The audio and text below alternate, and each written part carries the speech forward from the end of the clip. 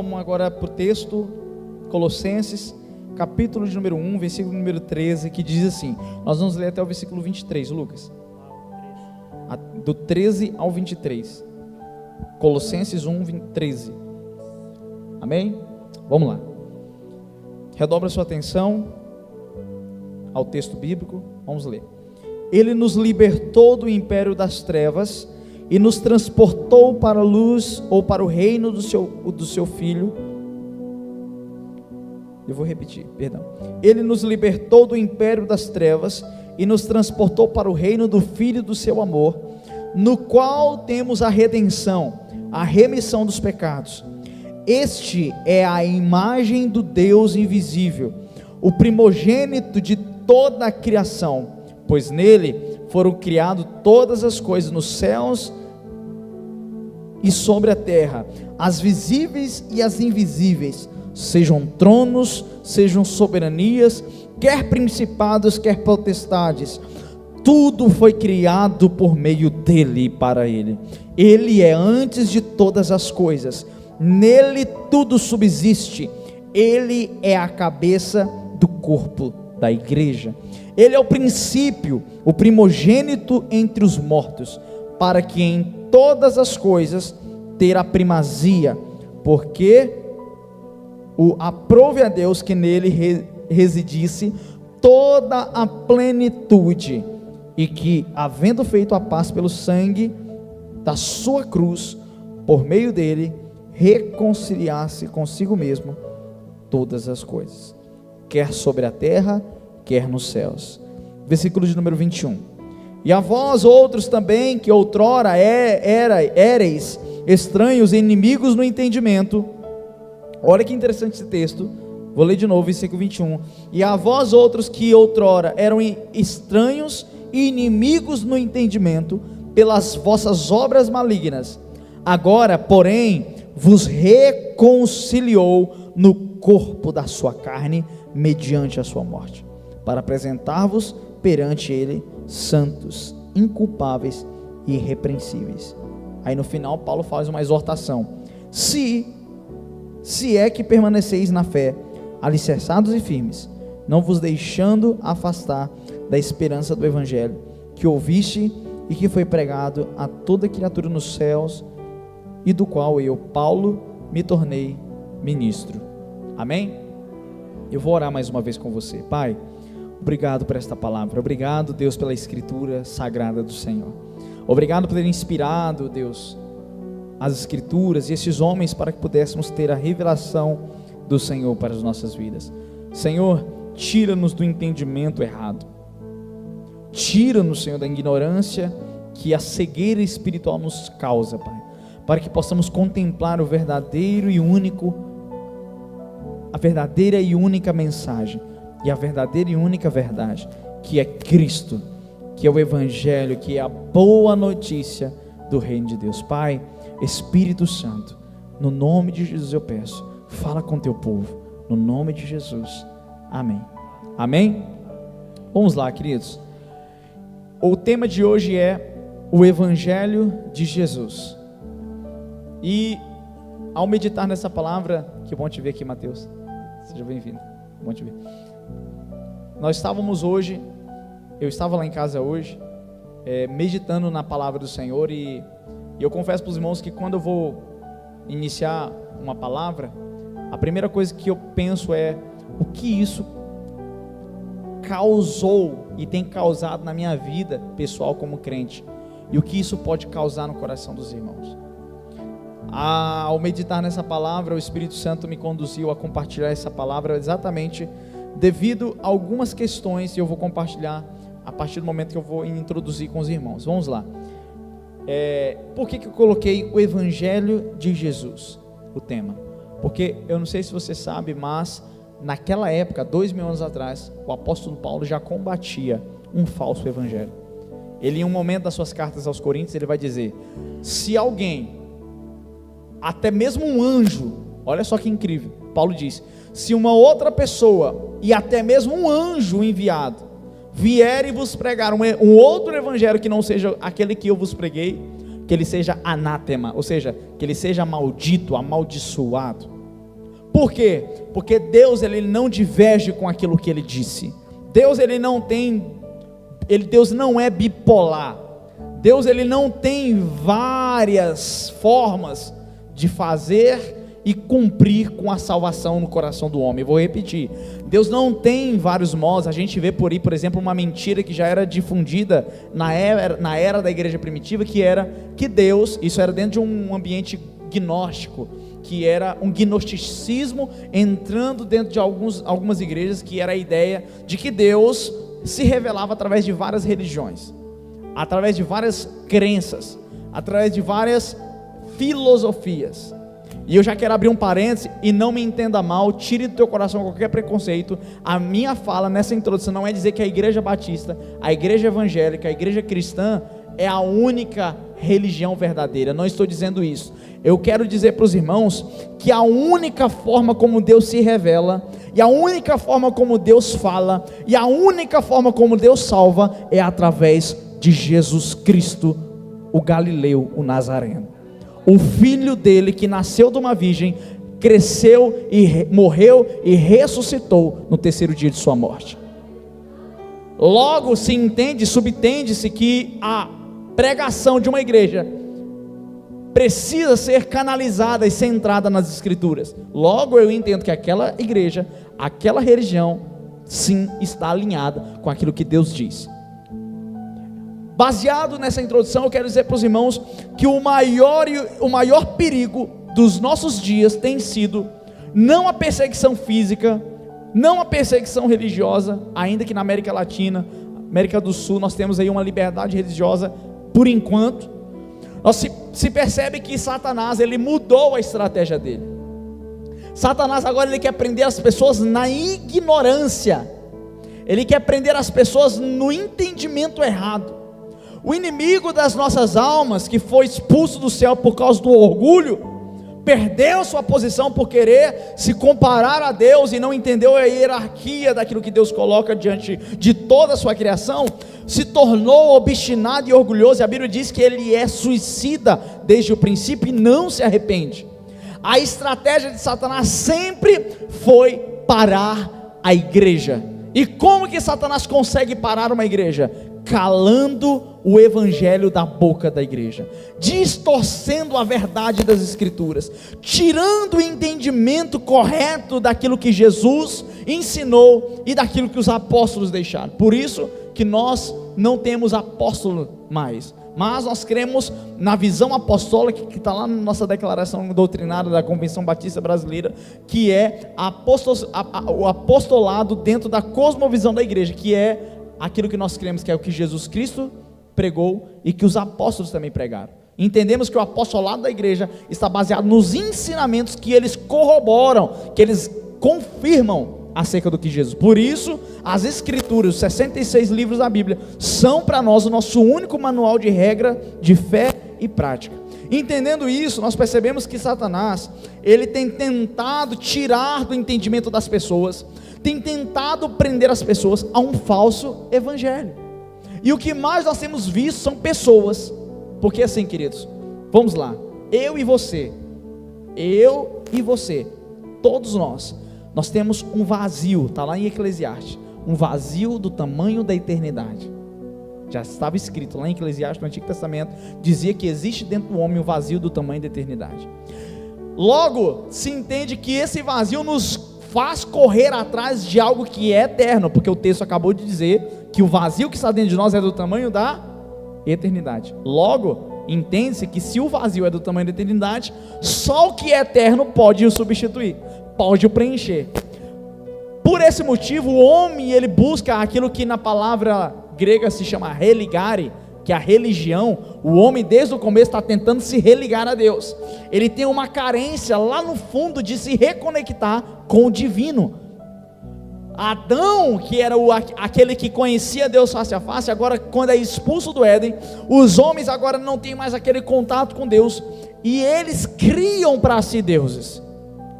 Desde o início, o inimigo já tenta tirar o homem do centro da vontade de Deus e colocar no centro de suas próprias vontades. Agora, o que Paulo está combatendo aqui no texto bíblico é exatamente isso. a ideia de que o Evangelho de Jesus é um motivo de nós sermos e permanecermos no que somos. Olha só o versículo de número 13.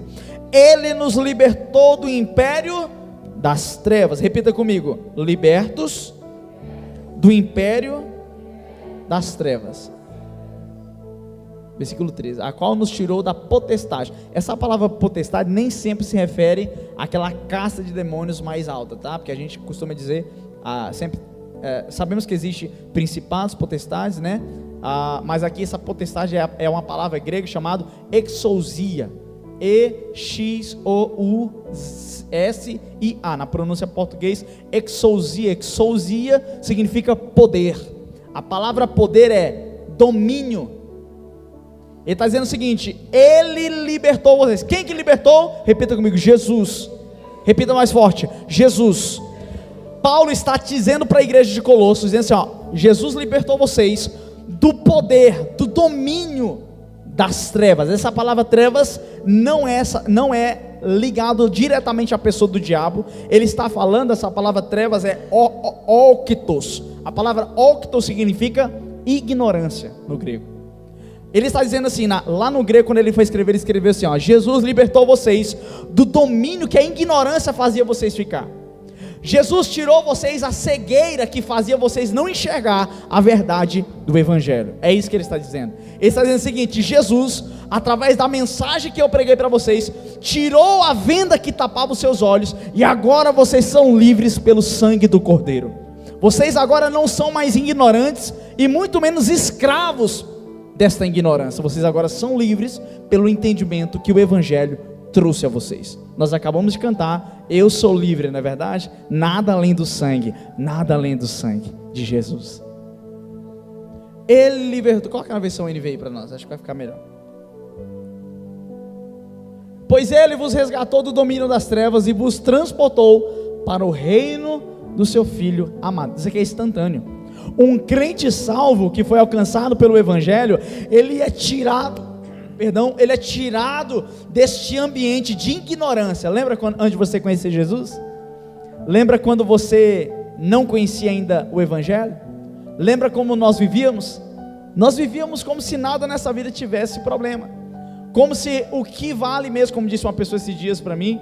Uma pessoa foi criticar uma frase minha no meu status, um texto bíblico, e eu falei, até brinquei com ele, uma pessoa muito amiga minha, eu falei assim: discute com Deus. É uma pessoa muito amiga minha, a gente foi uma discussão até razoável. Aí ele não sei o que ele sentiu com o olhar, ele falou assim: não, mas o que vale é a intenção do meu coração.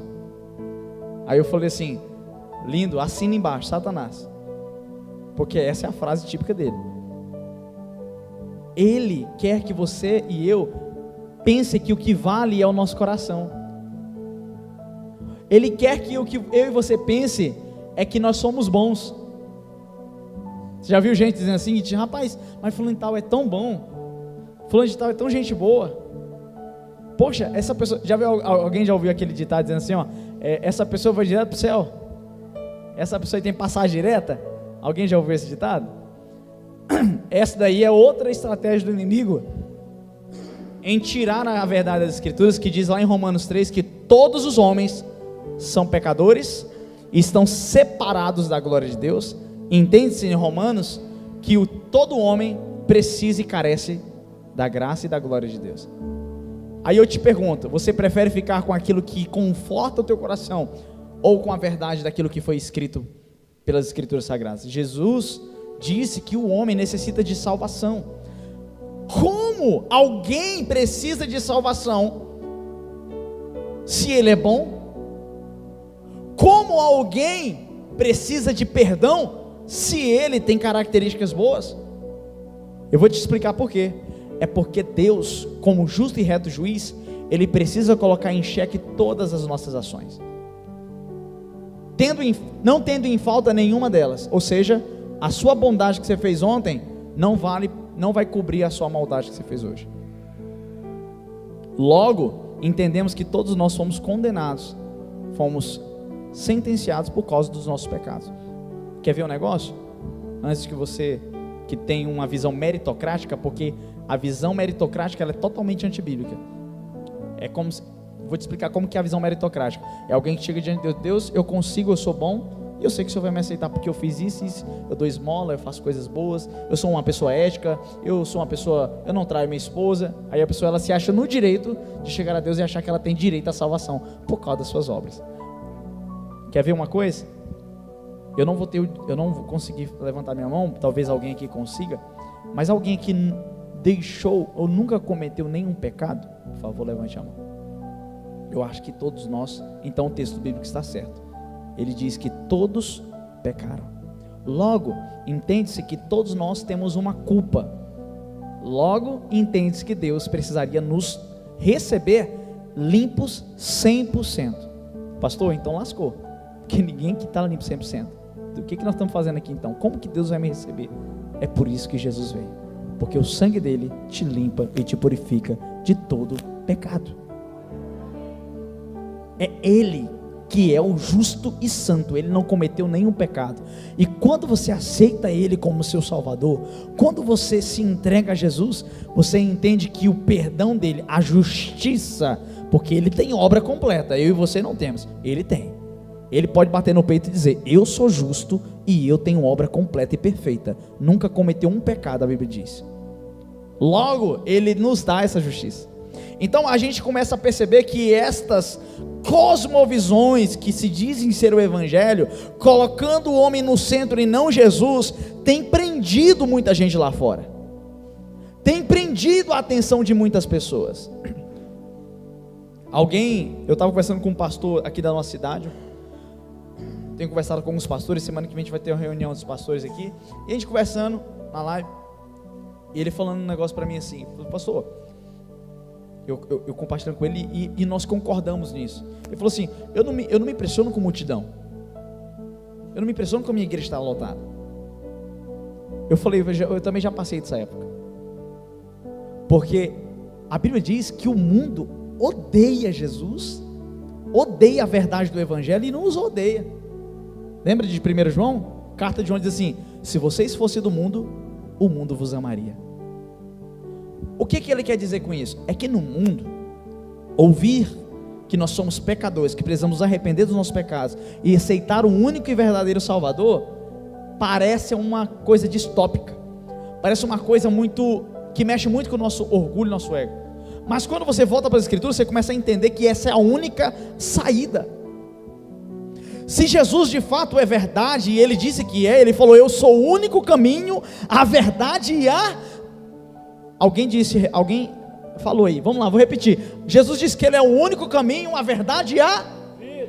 Se Ele é a única vida, o que nós estamos vivendo? Nós não vivendo, nós estamos sobrevivendo. Nós estamos debaixo de uma vida, de um jugo, aonde o mundo tenta nos prender a uma mentira, tentando colocar na tua cabeça que você é feliz sem Deus, e você sabe no fundo do teu coração que você não é feliz sem Deus.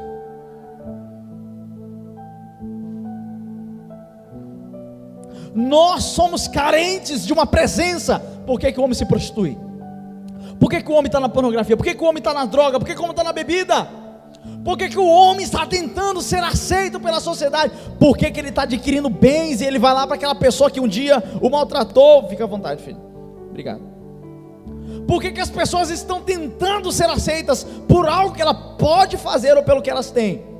É porque o homem, existe uma carência, uma necessidade de aceitação. E eu vou te contar uma coisa, nenhuma aceitação nesse mundo será maior e vai preencher mais o vazio da tua alma, senão o Deus Todo-Poderoso, que entregou seu Filho para te aceitar de volta e dizer que você é amado por Ele, e que somente por meio de Jesus Cristo você pode ser totalmente completo pela felicidade verdadeira.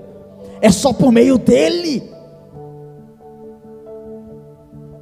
Infelizmente nós temos muita malandragem por aí, muitas igrejas, muitos pastores, muita coisa está acontecendo, infelizmente isso denigre a imagem do Evangelho, mas eu quero te dizer uma coisa: nós não estamos aqui porque estamos interessados em algo, nós estamos aqui porque um dia fomos alcançados pela graça do Senhor, e o meu papel como pastor e ministro desse Evangelho é fazer você, igreja, continuar perseverando naquilo que um dia te alcançou, e isso não é apenas uma coisa, é alguém, e ele tem um nome, é Jesus, o Rei dos Reis, o Príncipe da Paz, e ele está vivo, ele está neste lugar.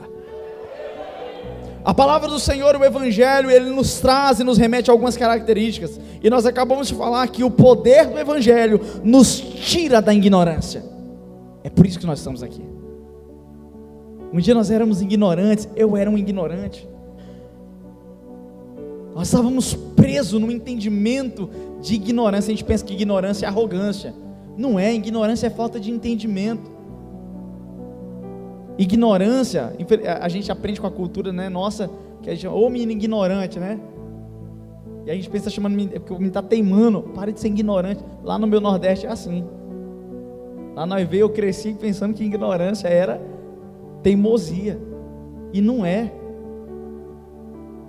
Ignorância é a pessoa que está insistindo numa coisa, ela está errada e acha que está certa. Isso é ignorância. A pessoa não tem entendimento, tem maturidade, mas ela se acha no direito pelo qual ela determinou o entendimento na caixinha dela. Isso é ignorância. A Bíblia diz que os salvos foram libertos dessa ignorância. Eles foram libertos e agora eles conhecem a verdade do reino de Deus, e transportou vocês para o reino do seu Filho amado. Querido, nós estamos vivendo numa atmosfera espiritual. Ei, você foi alcançado pelo Senhor, e você que foi alcançado pelo Senhor e foi salvo pelo Evangelho, você vive em uma atmosfera espiritual onde você não pertence mais a esse mundo. A sua mente,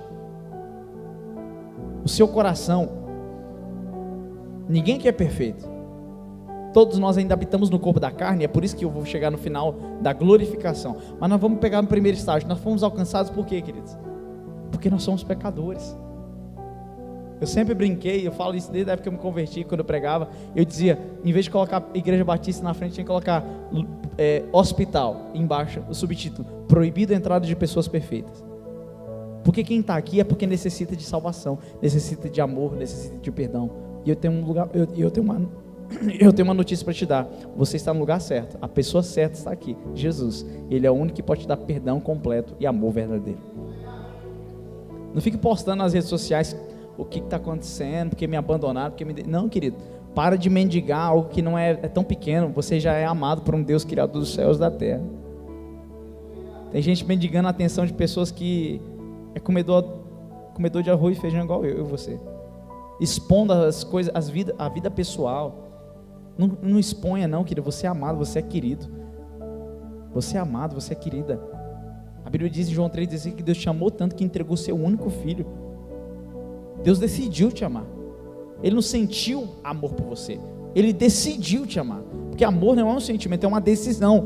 Deus decidiu fazer algo por você, e o Evangelho nos coloca nesse ambiente espiritual, um ambiente onde nós não temos mais volta. É verdade, irmão Marcelo? Não tem mais volta, não tem mais volta, não tem mais como. Você não consegue viver em outro lugar mais, porque você descobriu o verdadeiro amor, você descobriu a verdadeira essência da vida. E Paulo, ele está corroborando a igreja de Colossos isso. Ele está dizendo, vocês foram libertos por ele, e foram libertos desse império das trevas.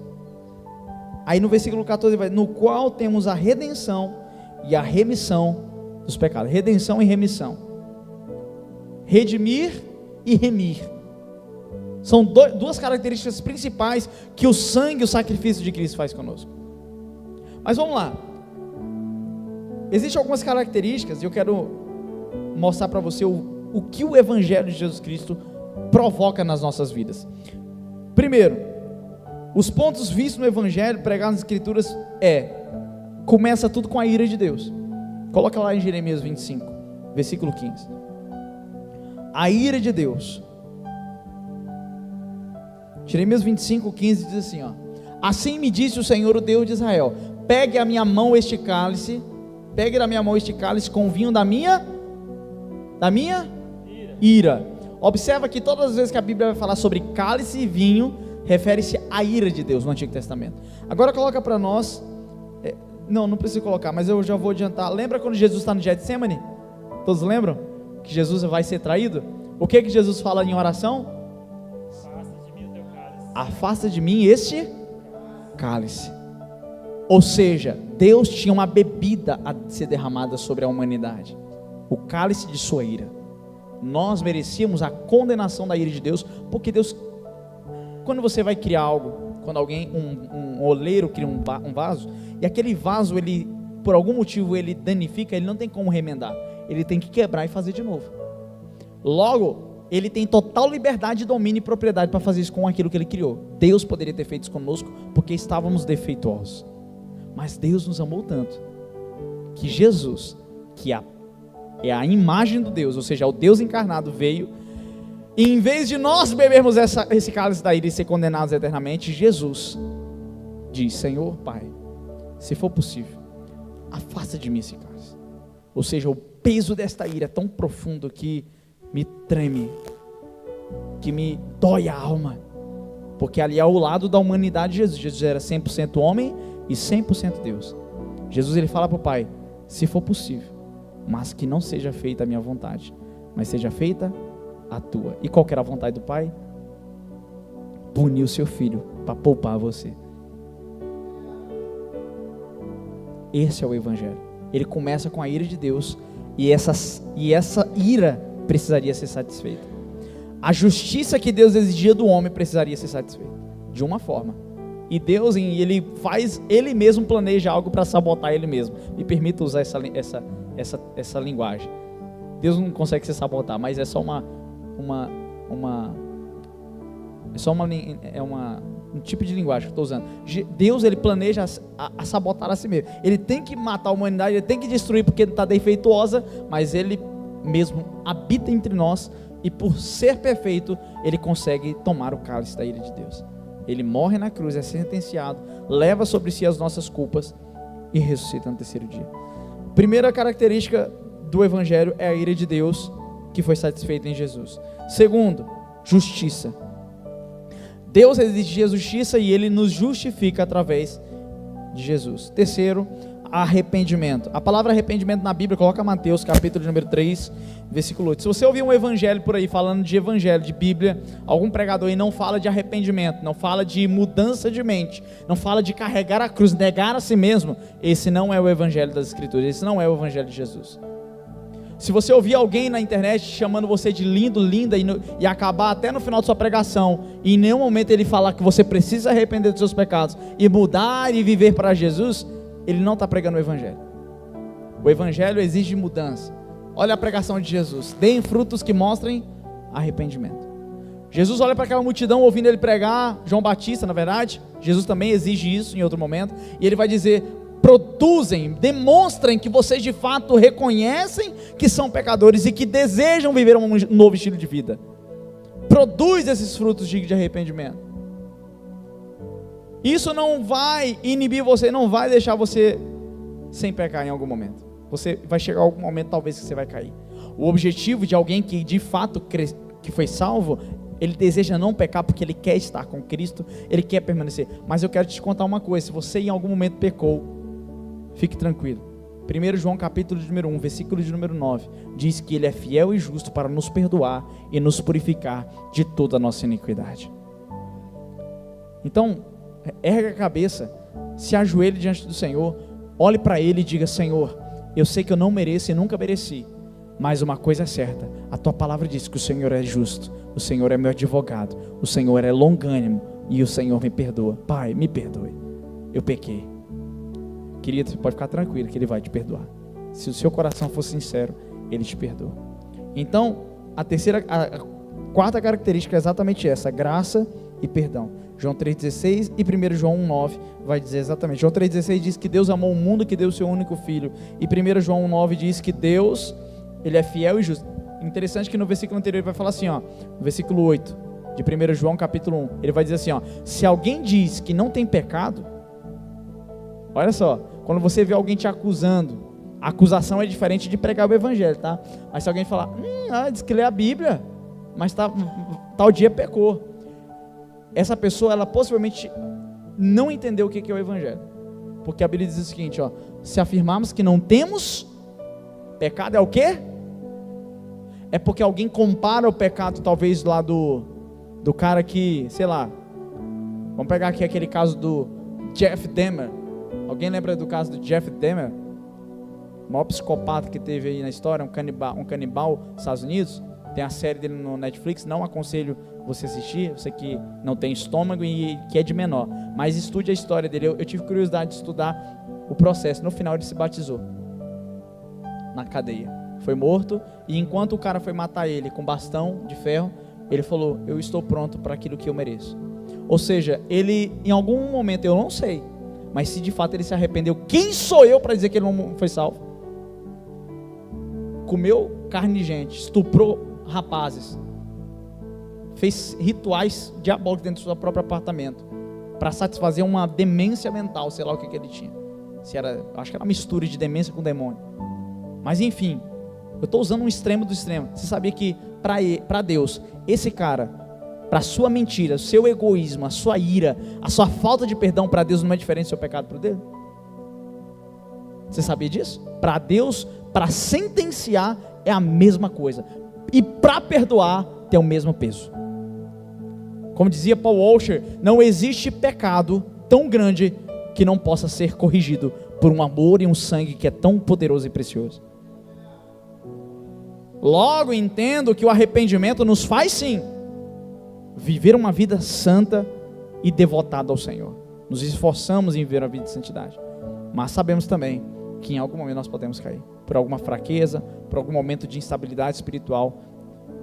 Isso não é desculpa, você precisa se arrepender, precisa reconhecer que errou, mas eu quero te dizer, existe perdão para você. Quarta característica, graça e perdão.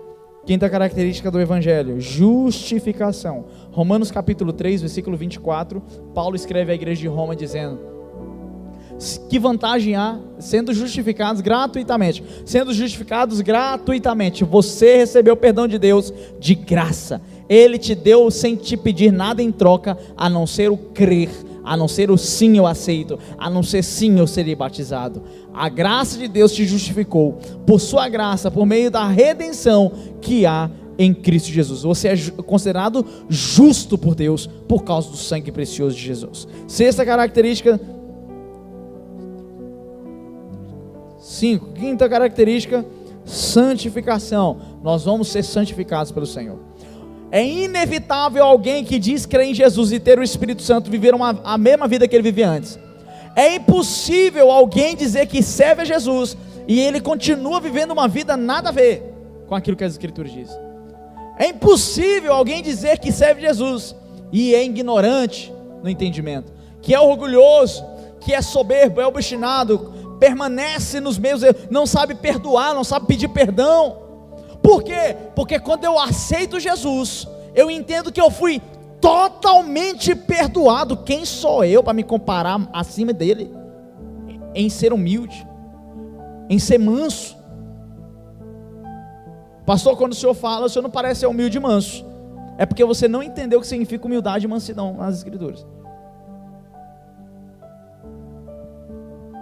Mansidão e humildade é na hora do problema, em que faz com que a minha justiça seja expressada. Eu prefiro ficar com a justiça, eu prefiro ficar calado. Agora, quando alguém vem tentar colocar uma verdade que não é verdade, eu tenho todo o direito de dizer que é mentira. Eu não estou deixando de ser humilde. É óbvio que eu vou falar com amor, com respeito. Se alguém tentar dizer para mim alguma coisa que eu vejo que é totalmente heresia, eu tenho todo o direito de dizer para você, meu amigo, me desculpe, com todo respeito, eu não creio assim porque eu sigo o que está escrito. Você segue quem? Eu sigo o que o padre, o que o pastor, o que o bispo, que o apóstolo disse. Pois é, você precisa rever o que é que ele está dizendo, porque de que fonte ele está tirando isso? Você não está deixando de ser humilde quando você fala isso. Com todo o amor e carinho e respeito do mundo. Eu tenho amigos que são católicos, eu tenho colegas que são espíritas, eu tenho colega que converso, e às vezes quando aparece a oportunidade eu discuto, explico, mostro.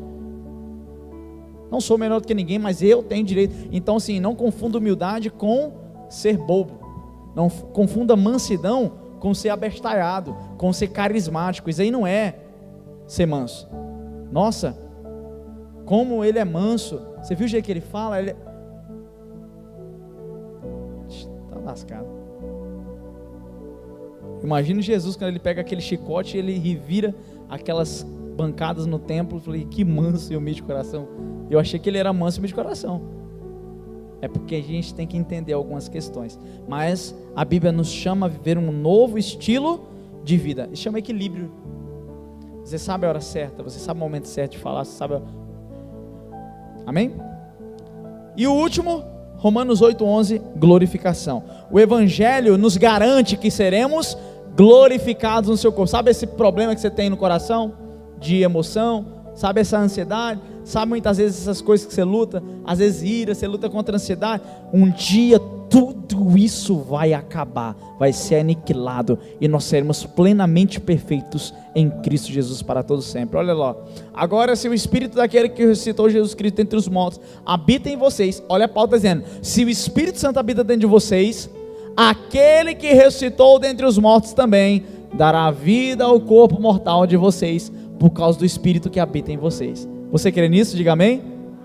Jesus Cristo virá um dia, o nosso corpo será glorificado, e nós seremos semelhantes a Ele 100%.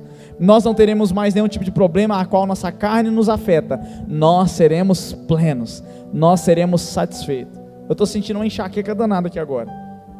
Eu estou sentindo um sono, sentindo uma vontade para casa comer alguma coisa. Um dia eu não vou precisar ter essa enxaqueca mais. Um dia nós vamos estar juntos, e lá não vai ter pastor, não vai ter bispo, não vai ter irmão, irmã, intercessor, não vai ter líder, vai ter um povo de Deus escolhido e remido, eleito, que foi justificado, que foi predestinado, que foi salvo pelo amor do Pai. Nós teremos um com Ele. Amém? Paulo finaliza dizendo: este é a imagem do Deus invisível, primogênito. Jesus Cristo é o centro do Evangelho. Tudo que estiver tentando colocar alguma coisa, acrescentando alguma entidade, algum santo, algum intercessor que não seja Jesus, que é o único mediador entre Deus e os homens, este não é o Evangelho. A Bíblia diz que Ele é o único mediador entre Deus e os homens. A Bíblia está dizendo, e nós temos os registros mais antigos que dá origem ao cristianismo, seja lá de que for a religião que se chama cristianismo, ela tem que se submeter àquilo que dá origem a ela. E a Bíblia diz que só há um mediador entre Deus e os homens, Jesus Cristo, o homem. Ou seja, nós não precisamos de ninguém, nenhuma entidade, nenhuma pessoa. Pastor não é mediador, pastor não é, aqui nós não tem tarô, nós não tem nenhum tipo de pai de santo, não tem nada. Aqui nós só temos um homem, que ele é pai de todos os santos, é pai da igreja, se chama Jesus Cristo, se chama Yeshua, se chama Jesus o Nazareno. Ele é o único pai e senhor e mediador entre nós e os homens. Paulo está enfatizando isso, dizendo, ele é a imagem, lá no versículo 15 de Colossenses 1, ele é a imagem do Deus invisível, ou seja, ele é a parte de Deus encarnada, o primogênito de toda a criação, pois nele foram criadas todas as coisas. Ele está enfatizando a divindade de Jesus. Jesus Cristo não é um Deus menor, ele é o próprio e tem a mesma autoridade do Deus Pai. Por quê? Porque tudo que foi criado também foi feito por intermédio dele. Lá em João capítulo 1 também vai falar isso, mas continuando a leitura, pois nele foram criadas todas as coisas nos céus e sobre a terra, as visíveis e invisíveis, sejam tronos, soberanias, principados e potestades, tudo foi criado por meio dele e foi feito para ele. No final das coisas, tudo é por causa dele. Jesus é o centro, Jesus é o único caminho, ele é o único que merece honra, glória e louvor. Ele é o centro do Evangelho, ele é o centro das Escrituras, e ele é o motivo de nós estarmos hoje aqui. Posso ouvir um amém? Glória a Deus. Olha só, nele tudo subsiste, ele é o cabeça do corpo, ele é o cabeça da igreja.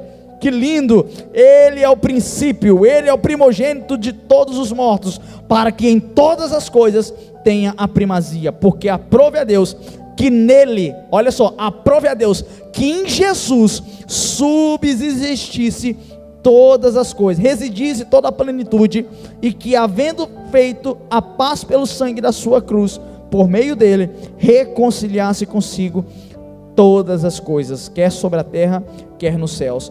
Outros também que outrora eram, olha só, vocês também, que outrora eram estranhos e inimigos no entendimento, pelas vossas obras malignas, agora, porém, vos reconciliou. Estávamos longe, e ele fez aqui, ó, eu te perdoo, você está reconciliado, agora você tem acesso ao Pai. A inimizade que estava entre nós e ele quebrou. A muralha que nos afastava, ele desfez. Lembra quando ele morre na cruz e ele entrega seu espírito? A Bíblia diz que o véu se rasga. O véu se rasga de alto a baixo. O véu representava a divisão. Ali só entrava o sumo sacerdote e lá dentro do templo, o sacerdote, e lá dentro do Santo dos Santos só o sumo sacerdote. Agora todos nós, o que Deus está querendo dizer? Está rasgado. Todos vocês, através do meu sangue, têm acesso a verdadeiro Santo dos Santos, a minha presença. Vocês não precisam de sacerdote, vocês precisam do supremo e sumo sacerdote, como diz lá em Hebreus, Jesus Cristo. Ele é o nosso sacerdote, ele é o nosso reconciliador, ele é o nosso mediador. Vocês eram assim outrora, mas agora vocês foram reconciliados no corpo da sua carne, mediante a sua morte, para apresentar vocês perante ele santos, inculpáveis e irrepreensíveis. Aí no final ele vai fazer uma condição, porque Paulo não sabe quem que é salvo, se é que permaneceis na fé, alicerçados e firmes, não vos deixando afastar da esperança do evangelho que ouviu. Olha como que ele termina: não se afastando do evangelho que vocês estão ouvindo. Não se desviem dessa mensagem, não se afastem dessa verdade. Se vocês permanecerem de fato, vocês vão ser apresentados diante do Pai, santos e irrepreensíveis, inculpáveis. E no final ele diz: este evangelho que vocês ouviram, que foi pregado a toda criatura debaixo do céu, no qual eu, Paulo, me tornei pregador ou ministro. Amém? Eu quero finalizar. A ceia é o memorial e o momento que nos faz perceber e viver a comunhão com Cristo e uns com os outros. Olha só, a ceia é o memorial que nos faz perceber e viver a comunhão com Cristo e uns com os outros. E este evangelho que eu acabei de pregar é vivido a partir da cosmovisão, ou seja, do entendimento de perceber que o corpo, de que quando estamos juntos como o corpo de Cristo, nos sentimos parte do corpo, mas se nos sentimos limitados e não nos sentimos pertencentes a este corpo, é porque não fomos salvos e nem alcançados e libertos pelo evangelho. Você se sente parte desse corpo? Você se sente aceito por Deus? Pastor, eu não me sinto digno. Tudo bem, nenhum de nós somos, mas Ele te tornou digno. Pastor, eu não me sinto capaz de estar diante de um Deus tão santo e puro e perfeito. Realmente, nenhum de nós somos, mas Ele te tornou filho e filha de Deus. Ele te deu o poder de ser filho de Deus. Está lá em João. E deu direito àqueles que creem de serem filhos de Deus. Pastor, eu não me sinto justo. Eu sou injusto às vezes com as minhas decisões, com as minhas questões pessoais. De fato, se você pensa dessa forma e reconhece, é porque de fato o Espírito Santo está mostrando para você que Ele é a única justiça que você tem.